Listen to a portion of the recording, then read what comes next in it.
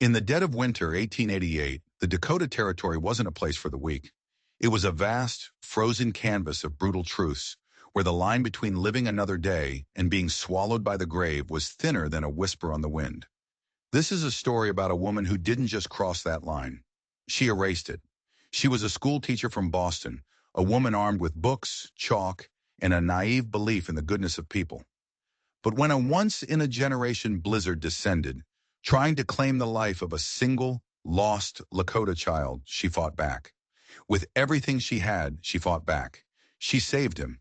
She dragged him from the jaws of the storm and brought him into the warmth of her one-room schoolhouse. And in doing so, she lit a match to a powder keg of fear and hatred that had been simmering in her small town for years. 2 days later, as a cold, brittle dawn broke over the endless sea of snow, they appeared. 50 Lakota warriors materializing on the horizon like ghosts summoned from the frozen earth. They hadn't come for peace talks. They hadn't come for government rations. They had come for her. The first sign of trouble wasn't the wind, or the sky, or the temperature. It was a single snowflake, a perfect, six-sided crystal that drifted down and landed on the frosted window pane of the Cottonwood Creek schoolhouse. It was delicate, beautiful, and a complete lie. Vivian Hayes saw it. She paused her chalking of the alphabet on the blackboard, her students watching her, their breath fogging in the chilly air. That first snowflake was followed by a gentle flurry, dusting the hard, iron-frozen landscape in what looked like powdered sugar. The children loved it. Their eyes were wide with the simple, innocent joy of coming snow. Vivian knew better. She'd been here 5 years. Fleeing the suffocating pity of her Boston family after her husband's death, she had come west seeking purpose. She'd found it, but she'd also found a land that had no time for naivety. The prairie had sandblasted the softness from her, replacing it with a hard, practical resilience. By noon, the powdered sugar had turned to ground glass. The sky, a brilliant, brittle blue just hours before, had curdled into a solid sheet of slate gray.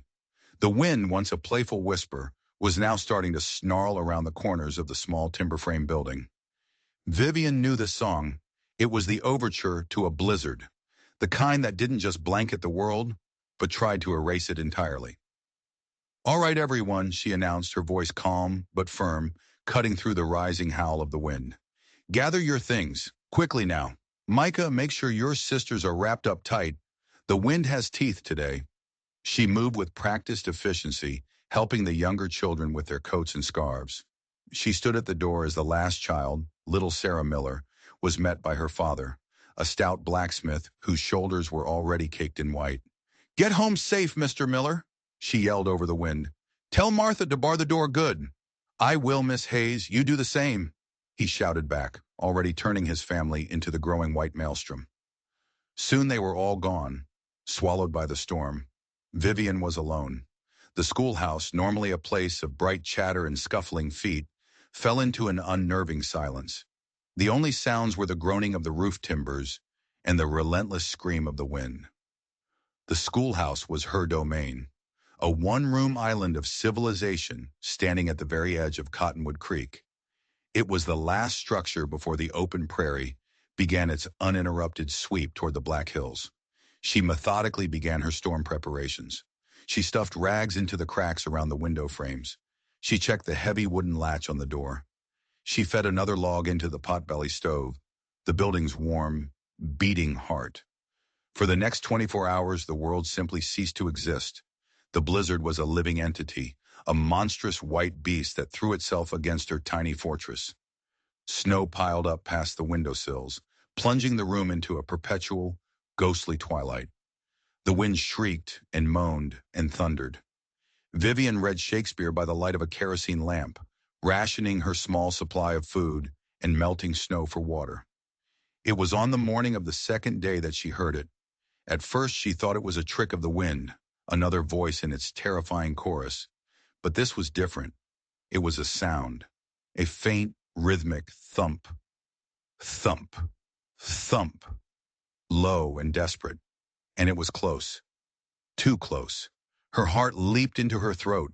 Nobody could be out in this. It was impossible. Thump, thump, thump. It was coming from the back of the schoolhouse near the small woodshed where she kept her firewood. A cold, sharp fear pricked at her.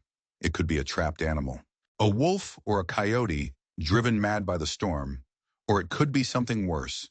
Tales of desperate men, outlaws caught in the blizzards, were whispered around the town fires. Stories of what they did to survive. Clutching a heavy iron poker from the stove, its tip glowing a dull red, Vivian unlatched the back door. The wind tore it from her grasp, slamming it open against the exterior wall. A wall of snow and ice-laced air blasted into the room, stealing her breath and extinguishing her lamp, plunging her into near darkness. She squinted into the blinding chaos, her hand raised to shield her eyes. And then she saw it. It wasn't a man. It wasn't a beast. It was a shape, small and dark against the snow, huddled against the woodpile. A child. For a split second, her mind refused to process the impossible sight. Then the prairie survivor in her took over. She dropped the poker, its sizzle swallowed by the snow, and plunged into the waist-deep drift. The cold was a physical blow, a shock that jolted every nerve. She fought her way the few yards to the woodpile. It was a boy, no older than 7 or 8. He was Lakota. His clothes, made of deer and rabbit hide, were stiff with ice. A dusting of snow covered his black hair and his still, blue-tinged face. His eyes were closed. He was so still, so frozen, she thought he was already gone. His small hand was curled into a fist, clutching the reins of a shaggy pony that stood over him like a statue of misery. Its head bowed, its coat thick with ice. The rhythmic thumping she had heard. It had been the pony, instinctively pawing at the woodpile, a desperate final attempt to rouse its small master. "Oh, you poor thing," Vivian whispered, her words snatched away by the wind. With a strength she didn't know she possessed, she scooped the boy into her arms. He was terrifyingly light, a fragile bundle of ice and bone. She stumbled back through the snowdrift, the wind trying to rip him from her grasp. She finally wrestled her way back inside, kicking the door shut against the storm, and collapsing to her knees on the floorboards, the boy cradled against her chest. He was barely breathing. His skin was the color of ash, and so cold it felt like stone. She knew about frostbite, about the creeping death of hypothermia. She had to act fast. She carried him to the stove, laying him gently on the braided rug before its heat. Her fingers, clumsy with cold and fear, worked at the frozen leather ties of his clothing. She stripped away the icy layers of hide and fur, revealing a thin, shivering frame. His skin was marbled with angry red and deathly white patches. Using snow from a bucket, she began to rub his limbs. The way she'd read was necessary to restore circulation without causing damage. The boy let out a weak, guttural moan. It was a sound of profound pain, but it was a sound of life. Hope flared in Vivian's chest. "It's all right," she murmured, more to herself than to him. "You're safe now." She wrapped him in her own spare woolen blankets, piling them on top of him. She brewed a weak sweet tea on the stove, and when he was conscious enough to swallow, she gently spooned the warm liquid between his cracked lips. For hours she worked. She tended to him with a focused intensity, the world outside and the town of Cottonwood Creek completely forgotten. This small, flickering life was all that mattered. As she worked, she noticed it. A small, decorated leather pouch on a cord around his neck. It was beaded with intricate patterns of snakes and stars. He clutched it so tightly in his hand that his knuckles were white, even in his semi-conscious state. She made no move to touch it. It was clearly important. A piece of him she had no right to disturb. As warmth slowly returned to his body, he began to shiver violently. A good sign. His eyes, the color of dark, wet obsidian, fluttered open. They were filled not with fear, but with a deep, weary confusion.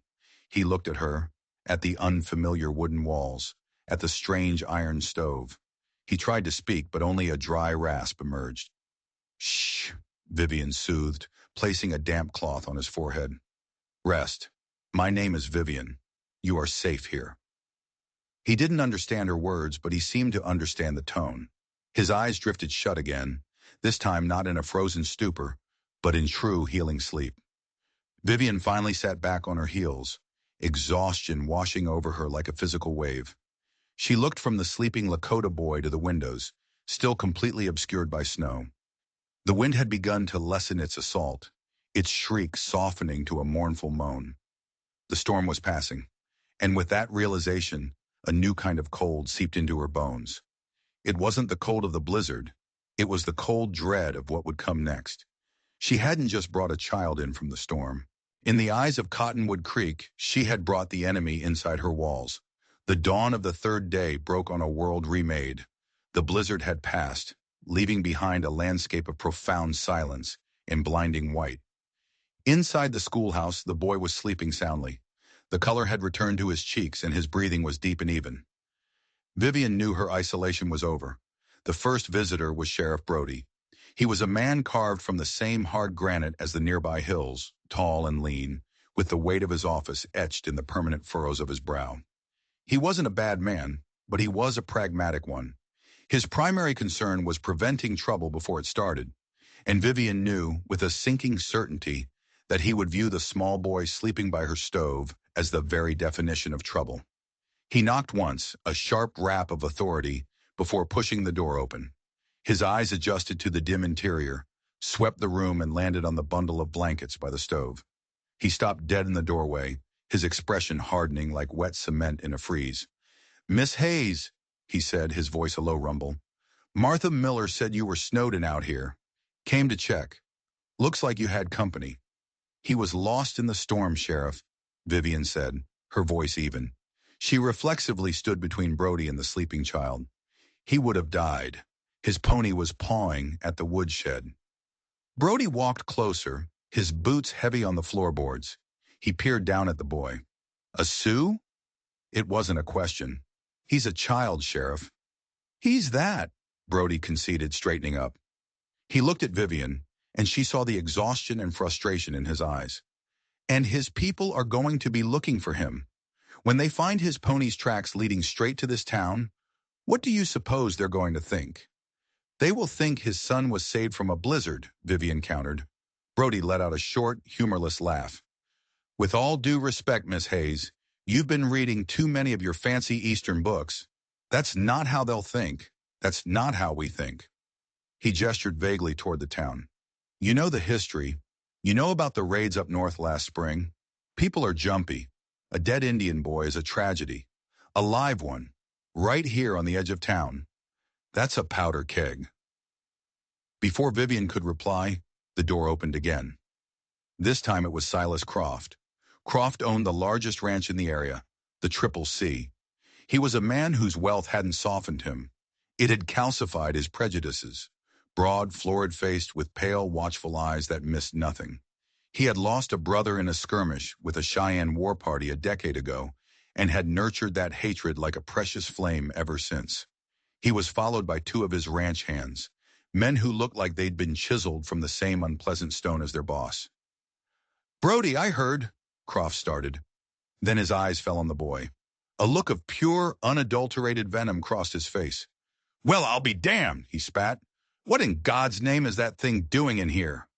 "It's a child, Mr. Croft," Vivian said, her voice now sharp as glass. "And this is a schoolhouse. You'll mind your language."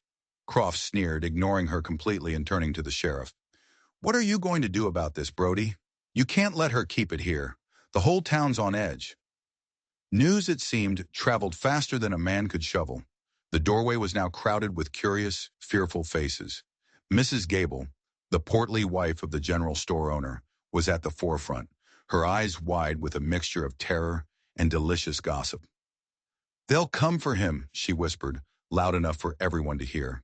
"There'll be an attack. They'll burn us all in our beds." A murmur of agreement rippled through the small crowd. Fear, Vivian saw, was a contagion, and Silas Croft was its most enthusiastic carrier. "Everyone calm down," Brody said, holding up a hand, but his authority felt thin, brittle. "Handle it how?"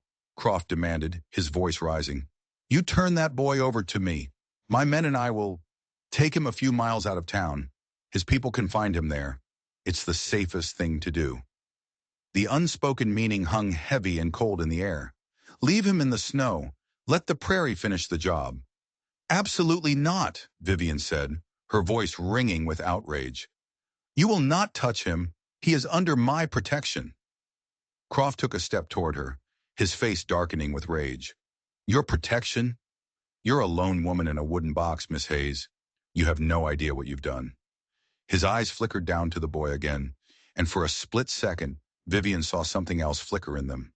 It wasn't just hatred, it was a flash of avarice, a focused intensity, as his gaze locked onto the small leather pouch still clutched in the sleeping boy's hand. It was a fleeting look, but it was there, and it sent a chill down her spine that had nothing to do with the cold. What was in that pouch? Before the confrontation could escalate, a new figure pushed through the crowd. Dr. Elias Vance, a quiet, thoughtful man of science who often seemed out of place among the hard-bitten ranchers, he carried his black bag in an air of weary professionalism.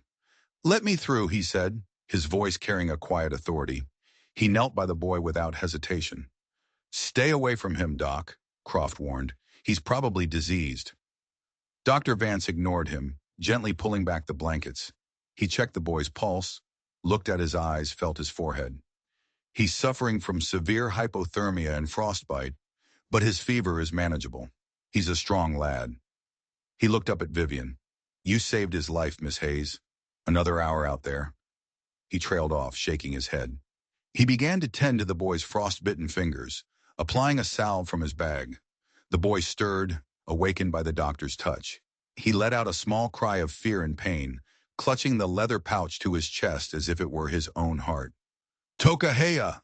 Tokaheya!" the boy cried, his dark eyes wide with panic. Croft laughed, a harsh, ugly sound. "Listen to it, spittin' its devil talk." But Dr. Vance looked up, his expression thoughtful. "That's Lakota. It doesn't sound like a war cry. It sounds like he's scared. He's saying, 'Go first,' or 'lead the way.'" The boy's eyes darted around the ring of hostile white faces. He shrank back, trying to press himself into the floorboards. His gaze fell on Vivian, the one who had shown him warmth. He instinctively shuffled closer to her, his small hand reaching out and grabbing a fold of her skirt. That small gesture shifted everything. It was a silent, desperate plea. For Vivian, it solidified her resolve into something unbreakable. For Silas Croft, it was an intolerable sight. "Look at that," he spat. "He's already got his hooks in her. This is how it starts. They send their children in to soften us up before they attack." "That's enough, Silas," Sheriff Brody said, finally finding his footing. "Everybody out. Go on, back to your homes. Let me and the doctor handle this." Reluctantly, the crowd dispersed, though Croft and his men lingered at the door, their faces thunderous. When they were alone again, Brody turned to Vivian, his face grim. "Miss Hayes, you have until sundown. You need to tell me what you plan to do, because by morning, this town is going to be a lit fuse, and I'm not sure I can stop them from coming back for this boy." Dr. Vance packed his bag. "She did the right thing, Brody," he said quietly. "The right thing and the safe thing ain't always the same out here, Elias," Brody replied, pulling on his gloves. "And right now, I'm a hell of a lot more worried about what's safe." He gave Vivian one last long look, a look that was part warning, part reluctant admiration, and then he left. Vivian stood in the quiet room, the boy's small hand still clutching her dress. The schoolhouse was no longer a place of learning. It was a fortress. And on the horizon, beyond the endless sea of white, she could almost feel the searching eyes of the boy's people. But there was something else she couldn't shake. The look in Silas Croft's eyes. That flash of raw, naked greed. Brody was wrong. The powder keg wasn't the boy. It was the town itself. And Silas Croft had just struck the match. The hours after Sheriff Brody's ultimatum bled into one another, thick with a tension that was almost as suffocating as the blizzard had been. Cottonwood Creek was quiet, but it was the coiled silence of a snake before it strikes. From her window, Vivian could see men gathering in small groups, their postures stiff, their gazes often turning toward the lone schoolhouse on the hill. The boy, whom she had started to call Chayton, a name she recalled from a trader's tale meaning falcon, had woken fully. He was weak but lucid. They could not speak to one another, but they had begun to form a language of gestures, a smile, a nod. He never let go of the leather pouch. He held it in his lap as he ate and clutched it to his chest when he rested. Vivian's curiosity about it grew. especially after recalling that avaricious gleam in Silas Croft's eye. It was more than just a trinket. It held a secret, and she was beginning to think that secret was the real reason for the storm gathering over her schoolhouse. Dr. Vance returned in the late afternoon.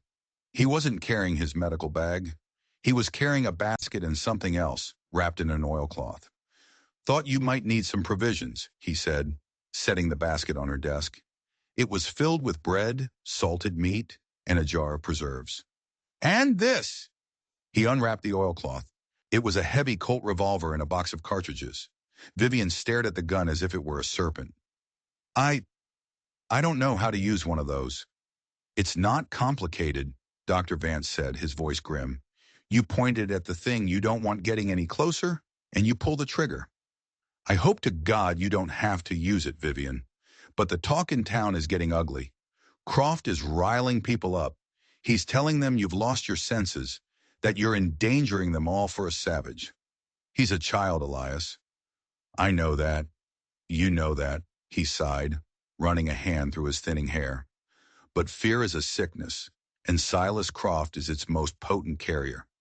He's forming a citizen's posse, he calls it. Says if Brody won't act, he will." A cold knot formed in Vivian's stomach. They were interrupted by a sharp knock. It was Brody himself, his face etched with strain. He stepped inside, his gaze falling on the gun sitting on Vivian's desk. He didn't comment on it. "Miss Hayes," he began, his voice low and urgent. "A rancher just rode in from the North Ridge. He saw them." Vivian's heart hammered against her ribs. "Saw who?" "A Lakota party, small one. A dozen riders, maybe. They weren't armed for war," he said. "They were moving slow, sweeping back and forth across the snow. They're looking." "They're tracking the pony," Dr. Vance stated. "That's my guess," Brody affirmed. "The trail leads right to your woodshed. They'll be here by morning, maybe sooner." He turned to Vivian, his expression desperate. "This is your last chance, Miss Hayes. Let me take the boy. I'll ride out and meet them. I'll explain what happened. It's the only way to de-escalate this before Croft's mob and a Lakota search party meet on your doorstep." It was a tempting offer, the sensible, logical path. But then she looked at Chayton, at the terror in his eyes as he watched the grim-faced sheriff.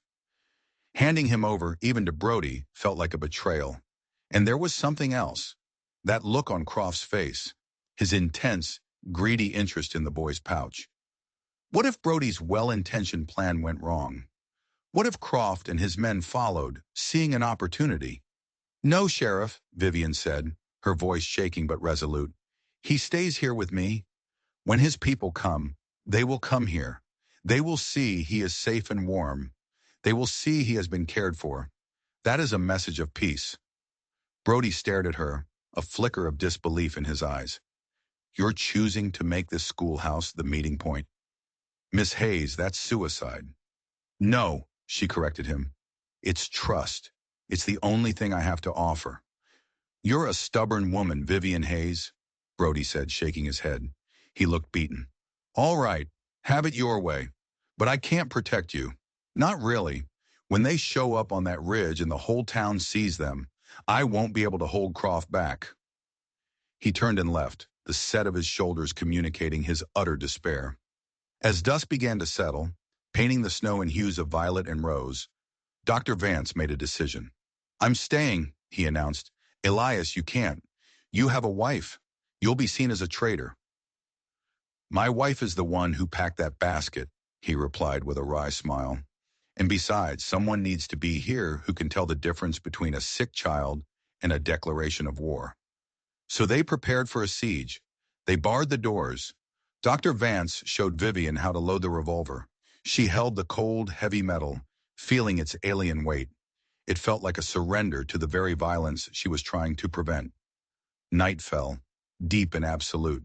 Around midnight they heard it, shouting from the town, drunken and angry, Croft's posse. "Come on out, teacher," a voice slurred, laced with menace. "Hand over the savage before he slits your throat in your sleep." Vivian and Dr. Vance stood by the windows, peering through small cracks. They could see a group of about 15 men, some holding lanterns, others brandishing rifles. They were a dark, lurching mass at the edge of the schoolhouse property, held back only by the lone figure of Sheriff Brody, who stood with a shotgun held loosely at his side. "Go home, Silas!" Brody's voice boomed in the cold night air. "You're drunk and you're acting like a fool." "We ain't fools!" Croft yelled back, his voice thick with rage and whiskey. "We're protecting our own. Something you seem to have forgotten how to do, Brody. She's in there with one of them. The same kind that put an arrow in my brother's back." The tense standoff ensued. After what felt like an eternity, the mob retreated, their angry mutterings fading back toward the saloon. Vivian let out a breath she didn't realize she'd been holding. "He means it," Dr. Vance said, his face pale in the faint light. "The moment they see the Lakota, all hell is going to break loose." Vivian looked over at the sleeping boy, so innocent of the storm of hatred he had caused.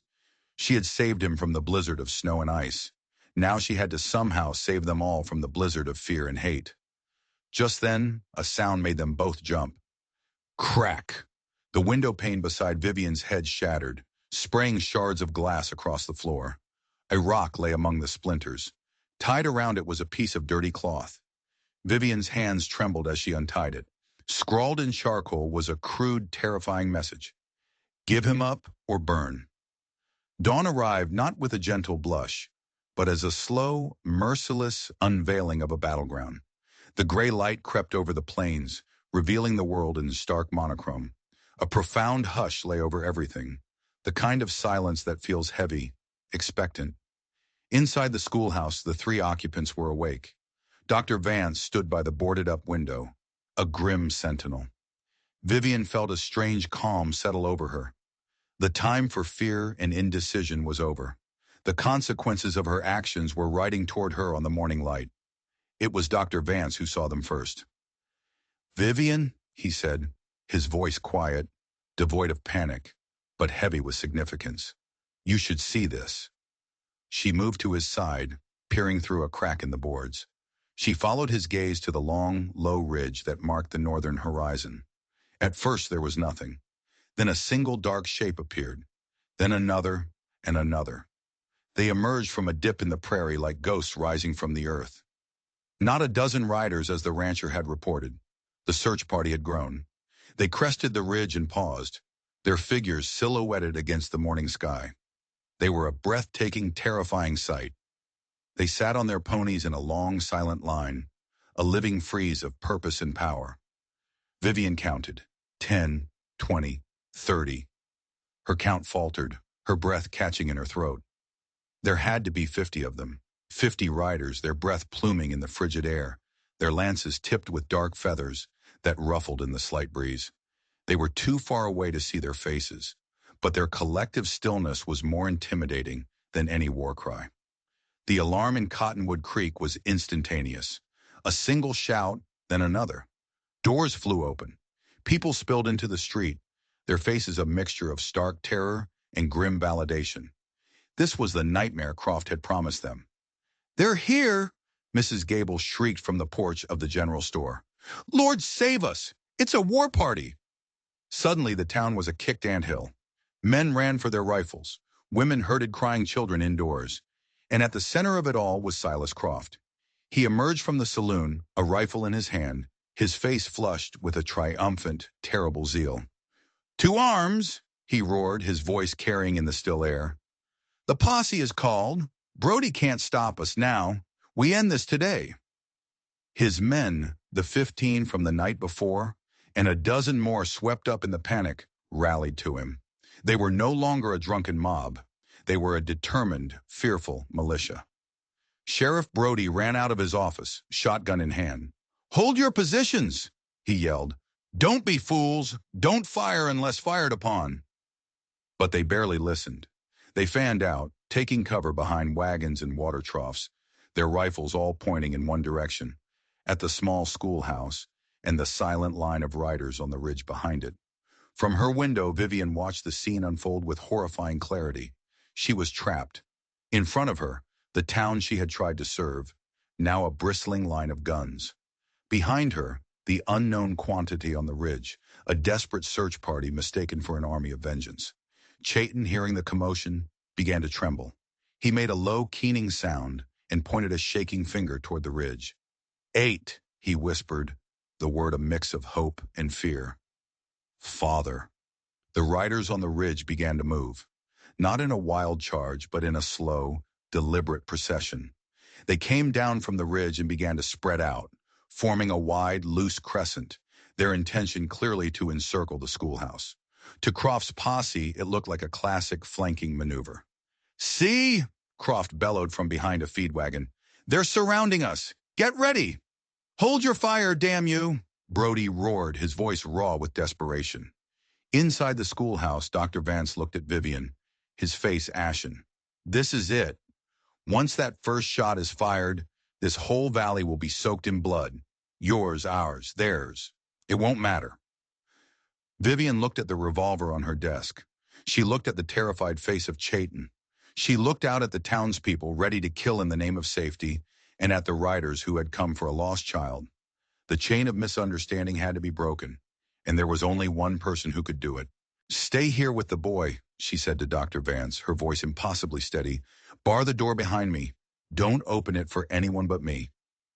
Vivian, what are you going to do? He asked, his eyes wide with alarm. I'm going to stop this, she said. She unwrapped her heavy woolen shawl, pulling it tight around her shoulders. She took one last look at Chayton, offering him a small, reassuring smile that she did not feel. Then she walked to the door. She did not take the gun. She placed her hand on the latch, took a deep breath, and stepped out into the brilliant, terrible light. The moment Vivian Hayes stepped out of the schoolhouse, a collective gasp seemed to ripple across the snow. To the townspeople, it was madness. To Silas Croft, it was betrayal. To Sheriff Brody, it was either supreme foolishness or impossible courage. She stood on the small wooden porch, a lone figure in a world of white. She did not look at the town. She kept her eyes fixed on the approaching riders. They were closer now, close enough to see the stoic, unreadable expressions on their faces. They slowed their advance as they saw her, their line coming to a halt about 200 yards away. One rider at the center nudged his pony forward. The leader. He was a man of immense presence, his face a mask of hardened grief and authority. He carried no rifle, only a single eagle-feathered lance held upright. This, Vivian knew, must be the boy's father. Miss Hayes, get back inside! Sheriff Brody's voice cracked across the tense silence. She's surrendering to them, Croft bellowed, his voice dripping with disgust. The traitor is showing her true colors. Vivian ignored them all. She stepped down from the porch and began to walk. Slowly, deliberately, away from the schoolhouse, into the open space between the two armed camps. Every step was an agony of will. The rifles of the town were aimed at her back. The cold eyes of the Lakota were fixed on her front. She was a single fragile thread, holding two immense opposing forces from crashing into one another. She walked 100 yards and stopped. She held up her empty hands, palms forward, a gesture of peace. Then she turned her head slowly and looked back at the schoolhouse. She pointed toward it. Then she brought her hand to her heart. She made a rocking motion with her arms, the timeless gesture of cradling a child. She then pointed from her heart to the leader. The message was clear. Your child is safe. I have cared for him. The leader watched her, his expression unchanging. The silence stretched, thin and brittle. Then from behind her came the sound she had been dreading. It's a trick, Silas Croft roared, his patience and paranoia finally boiling over. She's signaling them. Open fire! A single rifle shot cracked through the stillness. It wasn't a warning shot fired into the air. It was aimed at her. The bullet tore through the thick wool of her shawl, grazing her left arm. A hot, searing pain shot through her. She stumbled but didn't fall. The shot shattered the fragile truce. The Lakota warriors instantly lowered their lances, their bodies tensing for a charge. The men in the town raised their rifles to their shoulders, taking aim. No! Brody's roar was one of pure fury. Hold your fire, you damn fools! But it was too late. Panic had taken hold. Just as the world was about to erupt in a cascade of violence, the schoolhouse door flew open. Dr. Vance stood there holding Chayton in his arms, wrapped in a blanket. The boy, seeing his father, let out a piercing cry. 8! That one word cut through the tension like a knife. The leader's stony expression finally broke. A wave of raw, undeniable relief washed over his face. He let out a sharp command in his own language. His warriors did not charge. They relaxed their stances, raising their lances again. The threat for a moment receded, but Silas Croft would not be denied his righteous violence. Seeing the boy, seeing his prize about to be returned, his greed eclipsed all caution. The pouch. He had to have the pouch. "It's a trap! They're using the child as a shield!" he screamed, breaking cover from behind the wagon. He wasn't aiming at the Lakota. He was running, charging directly at Dr. Vance and the boy, his face a mask of crazed determination. "Give me the boy!" Sheriff Brody, seeing Croft's true intention in that mad dash, finally made his choice. He was no longer a man caught in the middle. He was a lawman witnessing a crime. "Croft, stop!" he commanded. Croft ignored him, but he never made it. Vivian, seeing his charge, reacted instantly. She ran back, her feet churning through the snow, intercepting him just as he reached the porch. She threw herself at him, grabbing his rifle. She was no match for his strength, but her desperate action slowed him. He shoved her violently to the ground, her head cracking against the icy porch steps. He raised the butt of his rifle to strike her again. He never got the chance. The Lakota leader, seeing the woman who had protected his son attacked, let out a thunderous war cry and spurred his pony into a full gallop. Croft froze, his eyes wide with terror, as the huge war pony bore down on him. The leader didn't use his lance. He leaned down from his saddle and with one powerful arm, backhanded Croft across the face. The blow sent the rancher sprawling into a snowdrift, his rifle flying from his hands. Silence. The leader reined in his pony beside Vivian, his chest heaving. He dismounted, his movements fluid and powerful. He walked over to Croft, who was now being hauled to his feet by a grim-faced Sheriff Brody. The Lakota leader looked Croft in the eye. Then he pointed at Chayton, who was now being reunited with two other warriors. He pointed at Vivian, struggling to sit up, her arm bleeding. Then he pointed at Croft's rifle lying in the snow. The story was told without a single shared word. This child was lost. This woman saved him. You tried to kill them both. He turned his back on Croft, a gesture of ultimate contempt, and walked to Vivian. He reached down and offered her his hand. She took it, and he pulled her to her feet with surprising gentleness. He said something to her in the Lakota tongue, his voice deep and resonant. The tone was one of profound respect, of a debt acknowledged. He then walked to his son. The boy ran into his arms, bearing his face in his father's buffalo robe. The father held him tight, a silent, powerful reunion that every person in Cottonwood Creek witnessed. After a moment, the father gently took the leather pouch from around his son's neck. He didn't open it. He held it up for all to see. He gestured not to the Black Hills, but back toward the north, the direction from which he'd come.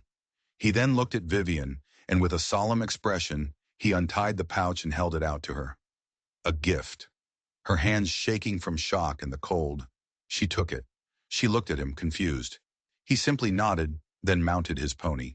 The leader, whose name they would later learn was Mato Wanagi, Ghost Bear, gave one last look at Vivian, a nod of deep and lasting significance. Then with his son riding before him, he and his 50 riders turned and rode away. Not as an invading army, but as a family, made whole again. They melted back over the ridge, leaving behind a stunned town, a disgraced rancher in the custody of the sheriff, and a school teacher standing alone in the snow, clutching a mysterious leather pouch. Later, in the quiet of the schoolhouse, with Dr. Vance bandaging her arm, Vivian finally opened the pouch. There was no map, no gold, no secret treaty. Inside was a collection of small, smooth stones. On each stone was a painted symbol, a horse, a buffalo, a single teepee, a man, a woman, and a small child holding hands. It wasn't a map of a place. It was the story of a family, the boy's family, the one thing he had to hold on to when he thought he had lost everything else. It was the most precious thing he owned. Croft's obsession, his rage, his greed. It had all been for nothing. He had seen a prize where there was only a prayer. He had manufactured a war over a child's keepsake. The story of Vivian Hayes and the 50 Riders isn't just a tale from a lost frontier. It's a powerful reminder that the most dangerous blizzards are not always made of snow, but of fear and misunderstanding. It's a testament to the fact that true courage isn't about holding a gun, but about holding to your principles when the world demands you abandon them. One woman's compassion became a fortress. One child's life became the thin line between peace and a massacre. In a world of black and white, she dared to see the humanity in between. If this story of courage in the face of impossible odds moved you, please help us share it. Like this video, leave a comment with your thoughts, and don't forget to subscribe to our channel for more true stories from the forgotten corners of history. Every click helps us keep these vital legacies alive. Thank you for listening.